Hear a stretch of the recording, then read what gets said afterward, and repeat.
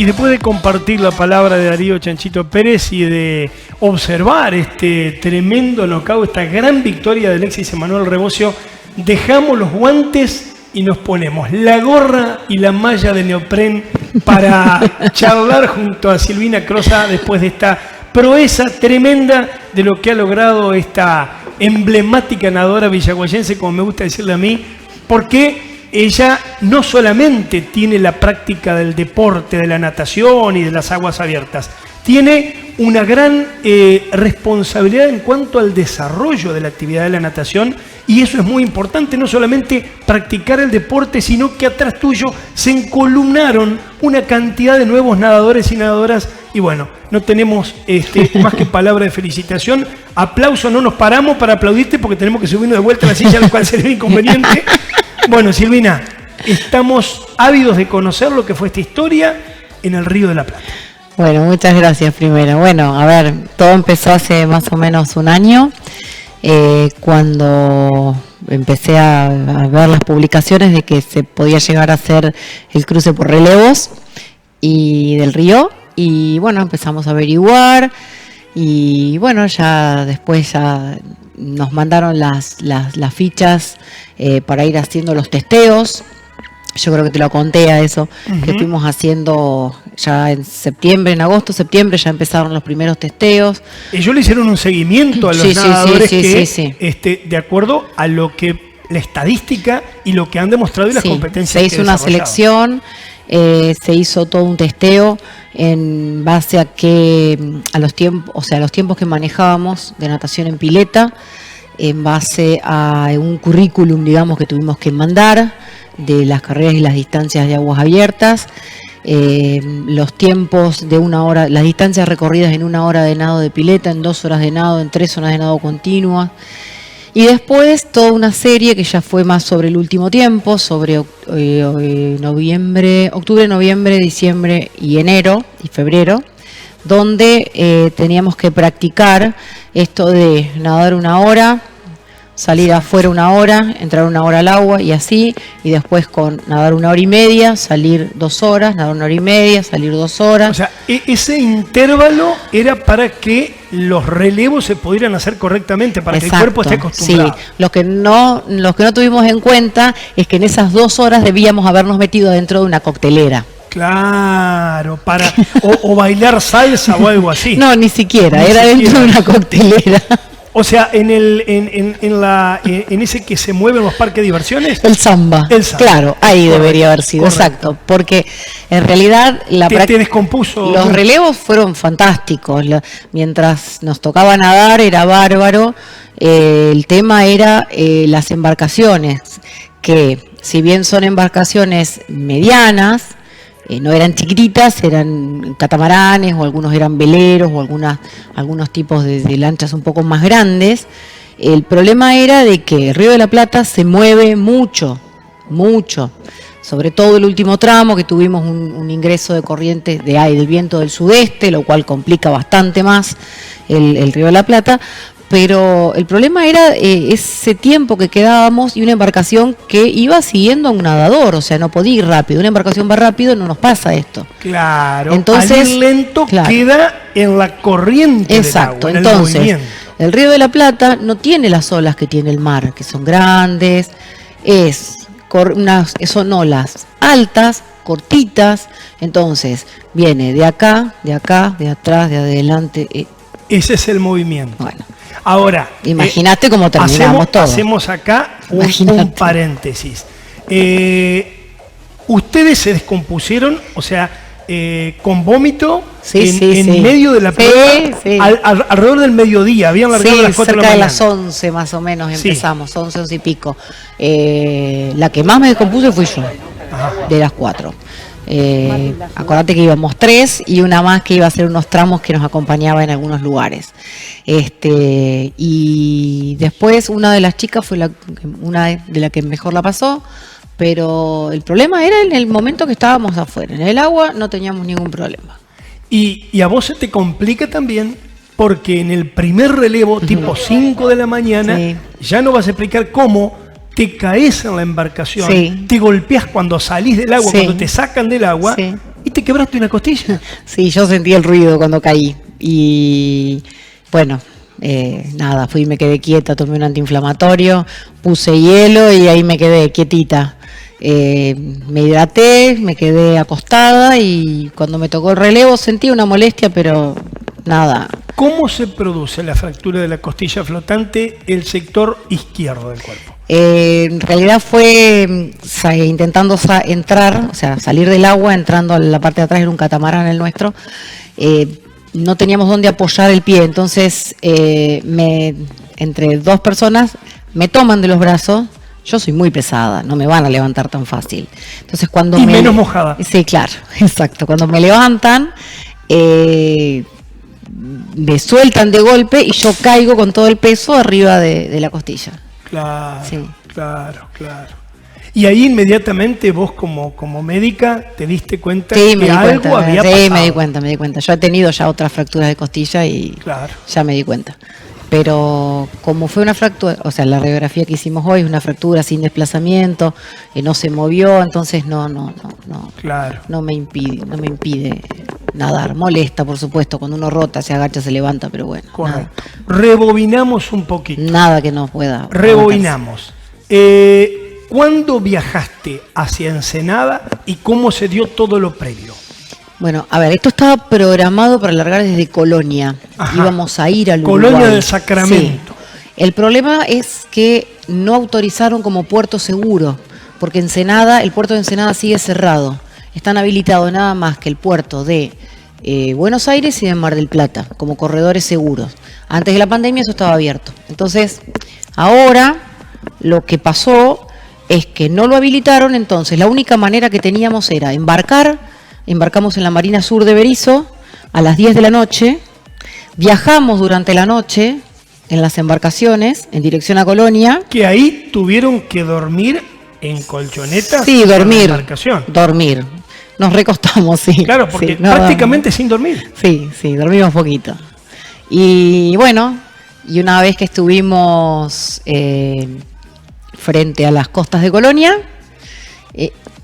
nos custodió la prefectura uruguaya, entramos en aguas uruguayas y de ahí a 1 kilómetro de la costa largamos.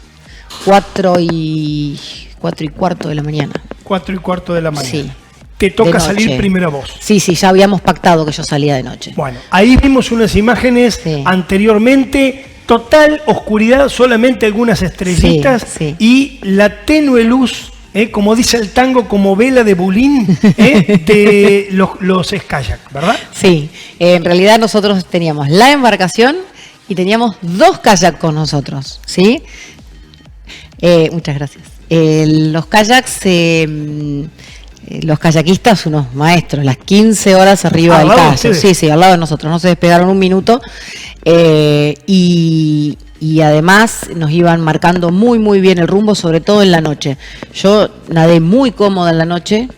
El tema es que yo largaba primero era porque como yo soy la que mejor tolerancia al frío tengo, no habíamos decidido no nadar con neopren, salvo que lo necesitáramos.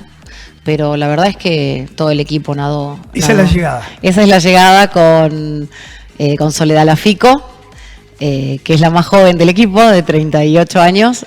Después estábamos Claudia y yo, que tenemos 50, y Marilyn Raya, que 64, que fue, que incluso en uno de los momentos en los cuales yo estaba muy descompuesta, ella se larga, ella iba a nadar a la par de alguna nuestra, pero ella en ese momento se larga más o menos una media hora para cubrirte, para cubrir y que no se corte el relevo. Claro. Una genia. Claro. Y bueno, y así fue como no se cortó el relevo y pudimos seguir. Yo me alcancé a recuperar en esa media hora y pudimos llegar. Una emoción tremenda lo que fue la llegada con una banda de la Escuela de Suboficiales. Sargento Cabral, sí. Con veteranos de Malvinas que los estaban esperando allí a ustedes, me imagino un momento inolvidable. Estaban varias de las agrupaciones de la zona y algunos de no tan cerca, estaban los veteranos de Luján también esperando, y la verdad que agradeciendo que nosotros hagamos algo en reconocimiento de ellos, cuando en realidad nosotros somos los que tenemos que estar totalmente agradecidos de lo que hicieron ellos, ¿no? Exactamente.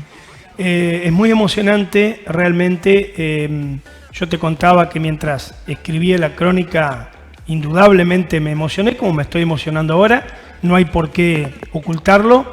Esta gesta de 40 años después de Malvinas, sí, tiene que ver con una conmemoración muy particular de los caídos en las islas. Sí. Y bueno, esto es un movimiento que se armó en distintos lugares del país. Sí. Y vos te hiciste eco acá en Villaguay de hacerlo también cuando se acercaba el mes de abril, hacerla. Ahí nos están entregando las medallas. Claro, ahí le están entregando las medallas. Los veteranos nos entregaron las medallas. Veteranos. Sí.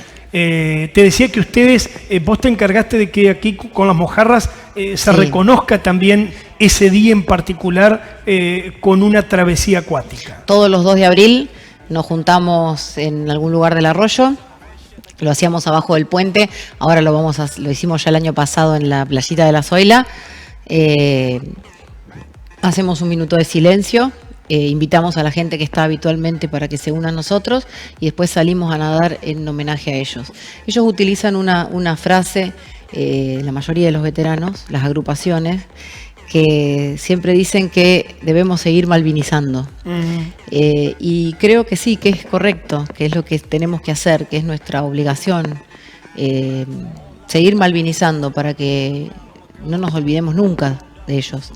Se los olvidó mucho tiempo. Demasiado. Yo me acuerdo 2 pacientes que tuve siendo residente en Rosario. Ellos tenían los 2 secuelas, lesiones que fueron secuelares de la guerra de Malvinas. Ellos estuvieron en territorio de Malvinas y cuando me contaban cómo llegaron luego de la rendición, escondidos y tan olvidados durante tanto tiempo. Increíble, una locura. Un espanto, realmente un espanto. Y por favor, no se lo merecían. De ninguna manera. No se lo merecían, no. Troncharon su vida y la de muchísimos familiares. ¿Y cuántos se suicidaron después de la guerra? Sí. Ese fue eso fue el amanecer. Nadar con ese amanecer. Qué bárbaro. No tiene precio. Esto era lo único que se veía del otro lado, de la costa argentina. Esto es cuando nosotros salíamos de allá, del puerto de Ensenada, de Berisso. Lo que se veía cuando llegamos a la costa uruguaya era la torre mayor del astillero Río Santiago y los famosos fosforitos de la petrolera que está en Ensenada. Que al largar gas tiene fuego permanente. Claro, entonces es lo que nosotros desde la costa de Colonia veíamos eso. Esto es cuando íbamos saliendo. Silvina, ¿qué sentiste cuando te metiste al agua de noche? Porque habitualmente no nadás de noche. Sí, a veces estuve nadando ahora. ¿Sí? Para probar. Sí. Sí, a ver, no en el arroyo, porque no me puedo ir sola al arroyo a tirarme de noche. Pero sí anduve 5:30 de la mañana en la pileta nadando. Claro, para acostumbrarte. Sí. Son sensaciones extrañas, son sensaciones raras. Es fabuloso, es increíble. Creo que de todas los relevos que me tocó hacer, creo que ese de la noche fue increíble. Claro. Y después otro que fue bravo, duro, fue una de las partes del Canal Mitre. Claro, esos 2 kilómetros y pico del final, porque tiene, me contabas vos, mucha profundidad y además las corrientes de agua hacía que ustedes no puedan avanzar. No, nosotros veníamos avanzando a razón de 3 kilómetros y a veces un poquito más y a veces un poquito menos de promedio por hora, pero en el Canal Mitre a 1 kilómetro por hora de casualidad. Qué cosa increíble, Sí, ¿no? sí, terrible. Porque ahí fue además donde se levantó la deriva del sudeste y bueno. Eso a ustedes se los habían dicho ya. Sí. O sea, ustedes estaban en pleno conocimiento. Nosotros sabíamos que el Canal Mitre iba a ser complicado. Claro. Pero el problema es que se levantó, rotó el viento todo el día. Claro. Todo el día rotó el viento. Y por ejemplo, a ustedes, para que vayan en línea recta donde tienen que ir, para que no se la embarcación, bifurquen. La embarcación nos iba Les a va llevar. diciendo. Sí, la embarcación va con o sea, ellos colocan en la embarcación cuál es el destino final y la embarcación marca el rumbo. Correcto. O sea, además... Y vos la seguís en la embarcación. Sí, al costado iba. Al y costado. además los kayak nos iban guiando, entre uno y otro íbamos. Claro. El capitán del catamarán era una persona muy de la zona, y él y su esposa, la verdad que nos cuidaron mucho, se portaron muy bien. ¿Cuántos iban en el catamarán? Íbamos las 4 nadadoras, el capitán con su esposa, Noelia Petty, que era la entrenadora a cargo del equipo, y Matías, que es un guardavidas del equipo de ella. Y Noelia Petty lo hizo esto en el año 2014. Sí. Noelia lo hizo en el 2014. Bueno, ella es una nadadora profesional, muy destacada. Ella lo hizo sola, por supuesto. Nosotros no en esta vida lo vamos a hacer. ¿Cuántas horas hizo ella? 12 horas y un poco más. 12 horas. Y 4 años después, Pilar Geijó le baja en 3 horas. 9 horas. 9 horas y monedita. 9 horas 15, 9 horas 14, una cosa así. Qué bárbaro. Casi lo mismo, el mismo tiempo que hizo ese mismo año Damián Blount, que hizo 9 horas 9. Claro. Son los 2 mejores tiempos del cruce de Río de la Plata, de la historia. Habitualmente, si ustedes llegaban allá, o sea, el viento fue cambiando y la sudestada hizo de que se complique en ese momento. ¿Pero eso era previsible o no? En el Río de la Plata es previsible cualquier cosa. Claro. Además es un río raro, yo digo que es un híbrido, porque tiene agua de río, pero no tiene conducta de río. Nosotros, cuando yo lo escuchaba... Tiene conducta de mar. Claro, yo lo escuchaba a Rulli, el capitán, que nos decía, no, porque estamos en bajante. Claro, a mí me dicen en el Uruguay o el Paraná que el río está en bajante y yo entiendo que no está entrando agua al río, está abajo. Bueno, y no, porque ahora la deriva viene subiendo, el río viene creciendo porque tiene más agua, porque Salto Grande abrió la represa en el Uruguay. Bueno, acá no, son las mareas, o sea, se comporta con las mareas. Y él nos explicaba que además estábamos con luna nueva. Y con luna nueva, él nos decía de que hay zonas que se ponían más problemáticas. Claro. Y hay gente que está en el río y lo conoce. Es un río raro, un híbrido. ¿Qué comiste y cómo te alimentaste los días anteriores o el día anterior? El día anterior. No, la alimentación siempre es variada. Yo siempre digo que hay que comer de todo. Comimos, en lo personal, muchos vegetales, mucha fruta que consumo yo, y bajar un poco el consumo de carnes en la última semana, sin dejar de comerlas, bajarlas nada más, y aumentar el consumo de hidratos. Siempre, la médica deportóloga que estaba en el equipo, que nos orientaba, y la nutricionista, nos decían de que si uno podía llegar con algún kilo más, que imagínate que no es mi problema, que tengo unos cuantos kilos más, que fue lo que me salvó, por otra parte, porque yo prácticamente en la embarcación no me pude alimentar. No. Fue lo que me salvó, tener reserva. ¿Es la locura más grande que hiciste dentro del agua esta? No sé, creo que sí, a ver, por el tiempo, sobre todo, por las complicaciones, porque pero creo que siempre uno le va sumando alguna cosa más. Claro, pero un poco esto es como llegar a algo muy alto que uno tenía en planes hacerlo y lo pudiste concretar a los 50 años, o sea que ya tenés, vamos a decir, uno de tus grandes sueños cumplidos. Sí, tengo otras locuras más pendientes, Claro. Pero bueno. ¿Canal de la Mancha? Y si algún día se puede. Ahí está, Pero es muy duro, ¿no? Esas son cosas más, quizá otros un poquito más cerca. Claro. Sí. Silvina Crosa, felicitaciones, muchísimas gracias por venir. Como siempre te digo, todos los villaguayenses, cada vez que vos tenés una experiencia de este tipo, una travesía de este tipo, estamos pendientes, hinchando por vos, teniendo la pauta de tener noticias, como estábamos con Andrés Galuzzi aquí, sabiendo a ver qué estabas haciendo, vamos a decir, hora por hora. Y bueno, todo salió bien, gracias a Dios. Sí. Pudiste concretar este sueño, esta hazaña y representar a las Mojarras de Villaguay y a toda nuestra ciudad, poniendo el deporte, la natación de Villaguay en lo más alto de la República Argentina. Sí, yo quiero hacer un agradecimiento especial a toda la gente del Club ADEP que me permitió disponer, porque fue así, disponer de día, de hora, de lo que sea. Te damos la llave para que vayas a entrenar a las 4 de la mañana. Claro, o sea, eso hay que agradecerlo mucho. A los profes que estaban dándole clases a los chicos y me permitían en un andanivel nadar a todos. Y a Toby Feltes, que es quien está a cargo ahora de nuestro entrenamiento,